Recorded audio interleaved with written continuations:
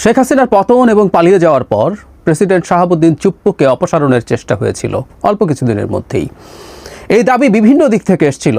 বিশেষ করে আমরা খেয়াল করেছি তখন এনসিপি হয়নি, বৈষম্য বিরোধী ছাত্র আন্দোলন এবং জাতীয় নাগরিক কমিটি ছিল, তাদের দিক থেকে দাবি তোলা হয়েছে, বেশ সময়সীমা বেঁধে দেওয়া হয়েছিল শহীদ মিনার থেকে, আমাদের সম্ভবত মনে থাকার কথা।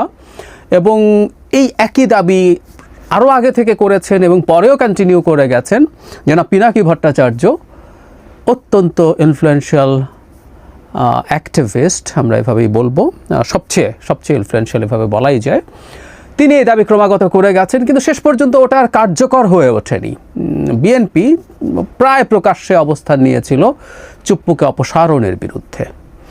সেই একই রকম দাবিতে আবার জনাব পিনাকি ভট্টাচার্য দাবি তুলেছেন। গতকাল তার একটা ভিডিও আমি দেখলাম, যেখানে তিনি অভিনব একটা প্রস্তাব নিয়ে এসছেন। সেটা হচ্ছে চুপ্পুকে সরাতে হবে এবং চুপ্পুকে সরানোর জন্য বেশ কিছু কারণ তিনি সামনে এনেছেন। এই কারণগুলো যৌক্তিক কিনা, সঠিক কিনা, আমরা সেটা নিয়ে খানিকটা আলাপ করতে চাই। এবং অভিনব এই কারণে বলছি যে চুপ্পুকে যদি অপসারণ করা যায়, তার জায়গায় প্রেসিডেন্ট হিসেবে বেগম খালেদা জিয়াকে তিনি প্রপোজ করেছেন। ইন্টারেস্টিং।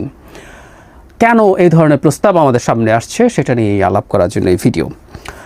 জনাব পিনাকি তার ভিডিওতে অনেকগুলো কথা বলেছেন এবং জনাব চুপ্পুকে কেন অপসারণ করতে হবে, আমি নীতিগতভাবে এটা মানতে প্রস্তুত আছি। অত্যন্ত নিচু স্তরের একজন মানুষ তিনি তার ভিডিওতে দেখিয়েছেন যিনি শেখ হাসিনাকে কদমবুসি করেন, 3 মাস ধরে কদমবুসি আর নেন না, তার মানের পায়ের ধুলা নিতে পারছেন, পায়ের ধুলা শব্দটা বলছেন।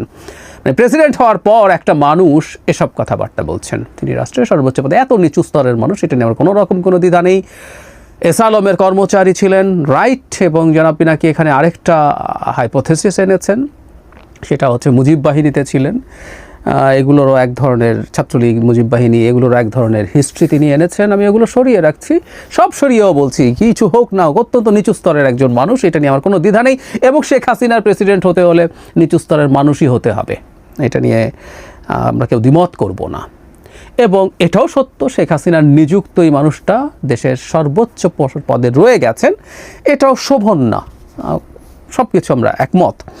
কিন্তু তিনি বিপজ্জনক কিনা, এই আলাপটা দীর্ঘদিন থেকে হয়েছে। মানে যখন তাকে অপসারণের কথা হচ্ছিল তখন নানান রকম কথাবার্তা, মানে একটা উদাহরণ দেই, জনাব ওয়াকারুজ্জামান সম্পর্কে বলা হতো তিনি ভারতের লোক। ইভেন জনাব পিনাকি ভট্টাচার্য অনেকবার এই আলাপ করেছেন, তিনি তার জায়গা থেকে সেটা তার মতো করে অ্যাস্টাবলিশ করার চেষ্টা করেছেন। এবং আমাদের দেশে অনেকে বলেছেন যে ইনি ভারতের লোক, শেখ হাসিনার লোক, একই সাথে প্রেসিডেন্ট ভারতের লোক, শেখ হাসিনার লোক, সুতরাং তারা দুজন মিলে জরুরি অবস্থা জারি করে দিয়ে নাকি কী করে ফেলবেন। আমি অনেককে একই আলাপ করতে দেখেছি। পরে রীতিমতো আমি এটা একটা আলাদা ভিডিও করে দেখিয়েছি, বাংলাদেশে জরুরি অবস্থা জারি প্রেসিডেন্ট করতে পারে না। মানে আমরা প্রেসিডেন্টের নামে অনেক কিছু দেখি, আসলে এগুলো প্রেসিডেন্ট করেন না, এই জিনিসটা আমরা ধরতে পারি না। এমনকি জরুরি অবস্থার জন্য প্রধানমন্ত্রীর কনস্টিটিউশনে আমাদের এখন প্রধান উপদেষ্টা, তার কাউন্টার সিগনেচার লাগবে, সুতরাং উনি না চাইলে কখনোই এটা হবে না। ধরুন যে কোনো দণ্ডপ্রাপ্ত আসামিকে ক্ষমা করে দিতে পারেন প্রেসিডেন্ট। রাষ্ট্রপতির ক্ষমা বলে আমরা একসময় ছোটোবেলায় রাষ্ট্রপতিকে গালিগালাজ করতাম যে রাষ্ট্রপতি এটা এই বিরাট খুনিকে ক্ষমা করে দিয়েছে। উত্তর হচ্ছে সব প্রধানমন্ত্রীর ক্ষমা। কনস্টিটিউশন আর্টিকেল 48(3) খুব ক্লিয়ারলি লেখা আছে, খুব বেসিক কনস্টিটিউশন আন্ডারস্ট্যান্ডিং আমাদের যারা আছে আমরা তারা জানি যে দুটো কাজ, একটা প্রধানমন্ত্রী নিয়োগ করা এবং আরেকটা হচ্ছে প্রধান বিচারপতি নিয়োগ করা। এই দুটো বিষয় ছাড়া তার আর কোনো রকম কোনো ব্যক্তিগতভাবে সিদ্ধান্ত নেওয়ার ক্ষমতা নাই, কোনোভাবেই নেই। মানে একটা বিল তার কাছে পাঠালে তিনি ওটা একবার বিবেচনার জন্য বলতে পারেন, আর তিনি যদি সেটা না পাঠান, নিজের কাছে রেখে বসেও থাকেন, এটা 15 ডেজ পরে সিগনেচার হয়ে গেছে বলে ধরে নেওয়া হবে। এই হচ্ছে প্রেসিডেন্টের ক্ষমতা। আর অর্থ বিল মানে যদি হয় সেটা তিনি ফেরতও পাঠাতে পারবেন না, একটু রিকনসিডার করো, সেই ক্ষমতাও তার নেই। মানে ফাতেহা পড়া কবরে গিয়ে শাহাবুদ্দিন আহমদ বলেছিলেন, এছাড়া আর কোনো কাজ নেই, ট্রুলি কোনো কাজ নেই। এই রাষ্ট্রপতি চুপ্পু থাকাটা অসুন্দর, কিন্তু চুপ্পু থেকে কোনো ক্ষতি করতে পারবে এই আর্গুমেন্ট একেবারেই ভুল, একেবারেই ভুল। জনাব পিনাকি চুপ্পুকে না সরানোর কারণে কি ক্ষতি হচ্ছে বলে বলছেন যে কিছুই করা যাচ্ছে না, না জুডিশিয়ারিতে, না পুলিশে, না প্রশাসনে, না সেনাবাহিনীতে, মানে কিছুই নাকি করা যাচ্ছে না। এবং তার ভাষ্য মতে জুলাই সনদ করা যাচ্ছে না, সংস্কার করা যাচ্ছে না, এই সব কিছুর পেছনে নাকি চুপ্পু। ইয়াস, উনি এগুলো বলেছেন। একটা কথা খুব স্পষ্টভাবে আমরা বলতে চাই, এই যা করা যাচ্ছে না, যা করা হচ্ছে না, এগুলোর প্রত্যেকটা দায় ডক্টর ইউনূস সরকারের এবং ডক্টর ইউনূসের। সোজা সাপটা কথা। কোনো কিছু করার ক্ষেত্রে কোনো ব্যারিয়ার তৈরির ন্যূনতম ক্ষমতা চুপ্পুর নেই। আই রিপিট, এইসব কোনো ক্ষেত্রে কোনো রকম ব্যারিয়ার তৈরি করার ন্যূনতম ক্ষমতা চুপ্পুর নেই।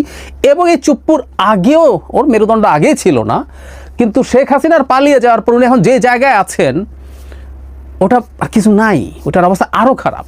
উনি সরকারের কাজে বাধা দেবেন, এই গাটস হবে আমাদের কমন সেন্স কি বলে? No way, no way. সুতরাং যাবতীয় ব্যর্থতার দায় যদি হয় সেটা ডক্টর ইউনূসের। বাই এনি চান্স চুপ্পুকে ভিলেইন বানানোর মাধ্যমে, বলির পাঠা বানানোর মাধ্যমে ইউনূসের দায়, ডক্টর ইউনূসের দায় মুক্তির চেষ্টা হচ্ছে কিনা সেটা দেখতে হবে। সংসদে ভাষণ দেবেন তিনি, তার ভাষণের উপর ধন্যবাদ প্রস্তাব হবে। হ্যাঁ, উনি সংসদে ভাষণ দেবেন প্রথমবার, এটা ঠিক আছে, কিন্তু ধন্যবাদ প্রস্তাব হবে। সংসদে ভাষণটা আসলে কে দেয়, কে লিখে দেয়? মানে খুব হাসির ব্যাপার, মানে প্রেসিডেন্টের এই ক্ষমতাও নাই যে তিনি একটা ভাষণ লিখে সেটা পার্লামেন্টে পড়ে আসবেন। ইয়াস, এটা মন্ত্রী পরিষদের লিখিত একটা ভাষণ, মন্ত্রী পরিষদে পাশ হয়, উনি গিয়ে এটা পড়ে আসেন। সো এই ভাষণটাও আসলে যদি পরবর্তী নির্বাচনে বিএনপি জেতে বা যেই জিতুক, তার লেখা ভাষণ তিনি গিয়ে পড়বেন। সুতরাং ধন্যবাদ প্রস্তাবের আলোচনা হবে ওই কন্টেন্টের ওপরে, এটা করে চুপ্পুর কোনো কন্টেন্ট নেই। তার কাছে সংসদ সদস্যরা শপথ নেবেন, এটা কে তিনি জনাব পিনাকি ভট্টাচার্য ভালোভাবে দেখেন না। আমরা একটু জেনে রাখবো, পার্লামেন্টের সদস্যদের শপথ আসলে মানে আমাদের আইন অনুযায়ী স্পিকার সেটা পড়ান। এখন টেকনিক্যালি শিরিন শারমিন চৌধুরী আমাদের স্পিকার কিনা, এই আলাপটা সাংবিধানিকভাবে আছে। পরবর্তী সংসদে পরবর্তী স্পিকার হওয়া পর্যন্ত কিন্তু তার দায়িত্ব থেকে যায়। হ্যাঁ, এটা সত্য, রাষ্ট্রপতি ক্যাবিনেটকে শপথ পড়াবেন। আমাদের সামনের মন্ত্রিসভা যেটা হবে তাকে তিনি ক্যাবিনেট সেটা শপথ পড়াবেন। এবং আবারও আমি একমত, সেটা সুন্দর না, চুপ্পু যত কাজই করবে এটা সুন্দর না। কিন্তু চুপ্পু ক্ষতিকর দেশকে ধ্বংস করে ফেলছে, এই আর্গুমেন্টটা আটারলি রং। আমরা দেখলাম তো, এই 10 মাস চলে গেল, 11 মাস চলে গেল, চুপ্পু আর জনাব ওয়াকার মিলে দেশকে কোথায় কী ঝামেলা করেছেন, জরুরি অবস্থা জারি করা থেকে শুরু করে ইত্যাদি ইত্যাদি, নাথিং হ্যাপেন্ড। এখন বেগম খালেদা জিয়াকে রাষ্ট্রপতি করার প্রস্তাব তিনি আনছেন।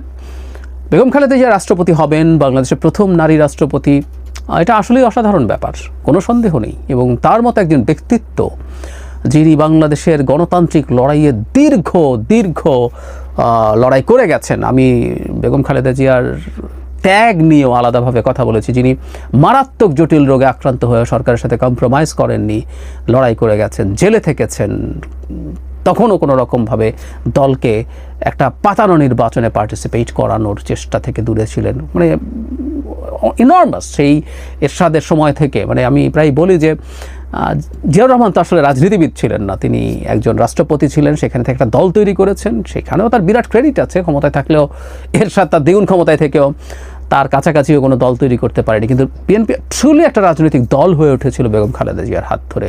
একজন সাধারণ গৃহিণী থেকে তিনি এই অসাধারণ অর্জন করেছেন, প্রাইম মিনিস্টার ছিলেন 3 বার, এবং অসাধারণ হবে তিনি যদি প্রেসিডেন্ট হন। কিন্তু আমাদের প্রশ্ন হচ্ছে, তাকে কেন এই সরকারের চুপ্পুকে সরিয়ে প্রেসিডেন্ট হতে হবে? আমরা মোটামুটি চোখ বন্ধ করে বলে দিতে পারি বিএনপি ক্ষমতায় আসছে। বিএনপি ক্ষমতায় আসছে আসলে এটা বিরোধীরাও জানে। আমি প্রায় দেখি বিরোধীরা বলেন বিএনপি তাড়াতাড়ি নির্বাচন চায় কারণ বিএনপি ক্ষমতায় এসে লুটপাট করতে চায়। তার মানে তারাও বলছে বিএনপি ক্ষমতায় আসবে, বোঝে। তো তাই যদি হয় বিএনপি তাদের নিজেদের ভোটে বেগম খালেদা জিয়াকে রাষ্ট্রপতি বানাবেন, একটা নির্বাচিত সংসদ। এখন অবশ্য এই সংসদের এখনও রাষ্ট্রপতি কীভাবে নির্বাচিত হবে পুরোপুরি সম্ভবত শেষ হয়নি আলোচনা। এই পার্লামেন্টের ভোটের বাইরেও একটা ডিফারেন্ট ইলেকটোরাল কলেজের আলাপ আছে, যেখানে লোকাল গভর্নমেন্টকেও ইনক্লুড করার আলাপ আছে। যেটাই হোক না কেন, মানে সেটা বিএনপি আসার পরে বিএনপি এই কাজটা করতে পারবে, এটাই সবচেয়ে গৌরবের ব্যাপার। এখনকার সিস্টেমও যদি থাকে, একটা জেনুইন নির্বাচনে গঠিত জেনুইন পার্লামেন্টারিয়ানরা বেগম খালেদা জিয়াকে প্রেসিডেন্ট নির্বাচন করছেন, তাহলে এখন কেন? জনাব পিনাকি যেটা বলার চেষ্টা করছেন যে এখানে প্রধান উপদেষ্টা থাকলেন আর উপরে বেগম খালেদা জিয়া যদি থাকেন তাহলে সব কিছু খুব নিরাপদ থাকবে, নির্বাচনটার ব্যাপারে আর কোনো কনফিউশন থাকবে না। আবারও একই কথা, বেগম খালেদা জিয়া যদি রাষ্ট্রপতি থাকেন এবং সরকার যদি নির্বাচনকে ম্যানিপুলেট করতে চায়, সরকার বলছে কিন্তু, নির্বাচন কমিশন বলছি না, নির্বাচন কমিশন নির্বাচন করে এই আলাপগুলো করি না আমি, এগুলো শেখ হাসিনা করতেন। টেকনিক্যালি কথাগুলো ঠিক আছে, কিন্তু এগুলো আসলে বাংলাদেশের বাস্তবতা না। এই কারণে আমরা তত্ত্বাবধায়ক সরকার নিয়ে ভীষণ শোরগোল করেছি। 11 সালে যখন করেছে পঞ্চদশ সংশোধনী থেকে শেখ হাসিনা যে মানে শয়তানি করতে যাচ্ছে, সেই শয়তানি আমরা ধরতে পেরে তখন থেকে শোরগোল করি। সো তখন যদি ডক্টর ইউনূস সরকার বা তার সরকারের একাংশ নির্বাচনকে ম্যানিপুলেট করতে চায়, বেগম খালেদা জিয়ার ঠেকাতে পারার কোনো কারণ নেই, কোনো কারণ নেই। রাষ্ট্রপতির ওই ক্ষমতাই নেই। সুতরাং এগুলো প্রত্যেকটাই আসলে কোনোভাবে যৌক্তিক না তাকে এখন করানোর জন্য। বরং এখন রাষ্ট্রপতি যদি তাকে করাতেও হয়, এটাও একটা স্পেশাল র্যাটিফিকেশন পরে লাগবে। আইনগতভাবে এটা অসাংবিধানিক এবং বেআইনি হবে। কারণ একজন রাষ্ট্রপতি যদি চলে যান, নতুন রাষ্ট্রপতি নির্বাচন করে সংসদ, এখন সংসদ নেই। সো বেগম খালেদা জিয়াকে রাষ্ট্রপতি হিসাবে যে নিযুক্ত করা যাবে না তা না। তখন আবার আমাদের তো অনেক কিছুর ক্ষেত্রেই সাংবিধানিক রীতি আমরা ভেঙেছি, সংবিধানকে লঙ্ঘন করেছি। যেমন আমি প্রায় বলি 3 মাসের মধ্যে নির্বাচন হওয়ার কথা ছিল, সেটা তো হয় নাই। সো এটা র্যাটিফাই করতে হবে, এরকম আরও বেশ কিছু জিনিস করতে হবে। তখন বেগম খালেদা জিয়া যে রাষ্ট্রপতি হলেন সেটাকেও র্যাটিফাই করতে হবে। দরকারটা কি এটার? কোনো দরকার নেই। বরং বেগম খালেদা জিয়া তার সাংসদদের ভোটে প্রধানমন্ত্রী নির্বাচিত হবেন, এটা বেস্ট অপশন। কেন জনাব পিনাকি ভট্টাচার্য এভাবে এটাকে প্রপোজ করছেন? আমি ধারণা করি চুপ্পুকে সরানোর জন্য আবার একটা চেষ্টা, এবং এই চেষ্টাটাকে খানিকটা লেজিটিমেসি দেওয়ার জন্য দুটো কাজ তিনি করেছেন। একটা হচ্ছে অনেক ক্ষতিকর চুপ্পু, সেটা বোঝানোর চেষ্টা, যেটা একেবারেই ভুল তথ্য। আর বেগম খালেদা জিয়াকে এখানে প্রপোজ করার মাধ্যমে বিএনপির অন্তত কিছু মানুষের এক ধরনের সহানুভূতি পাওয়া যায় কিনা, সো দ্যাট মাঠে আমি ধারণা করি আবার এই দাবিটা আনা তাদের জন্য, বা কেউ আনবে তাদের হয়ে। তার সাথে অনেকেরই যোগাযোগ আছে। আর বলেছি উনি একজন গুরুত্বপূর্ণ, অতি প্রভাবশালী ইনফ্লুয়েন্সার, অ্যাক্টিভিস্ট, তার প্রচুর ভক্ত আছেন, সমর্থক আছেন। তারা নামবেন, সাথে যদি বিএনপিও যুক্ত হয় সেটা হতে পারে।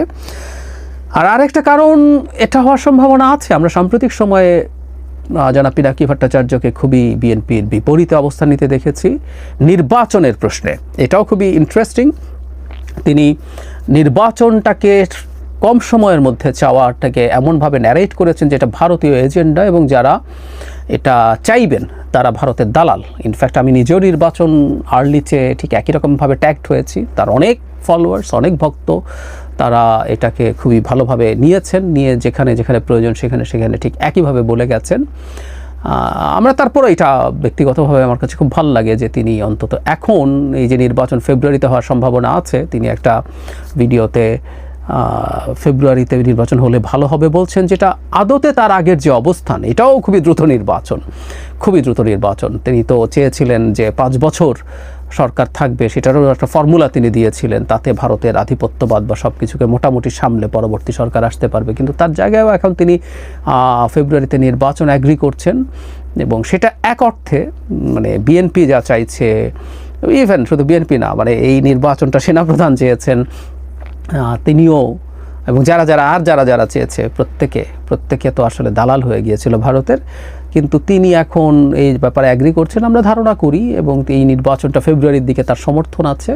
তার যে অবস্থানগত পরিবর্তন, সেটার কারণেই তিনি হয়তো বিএনপির যে সাপোর্টার্স আছে তাদের প্রতি তিনি একসময় খুবই হার্শ ছিলেন, দলের প্রতি খুবই হার্শ ছিলেন, এখন সেটার খানিকটা কম্পেনসেশন হয়তো এর মাধ্যমে করার চেষ্টা করছেন। আমি জানি না, কিন্তু আমি জাস্ট আমার একটা বাইরে থেকে একজন অবজারভার হিসাবে আমার ধারণা বললাম।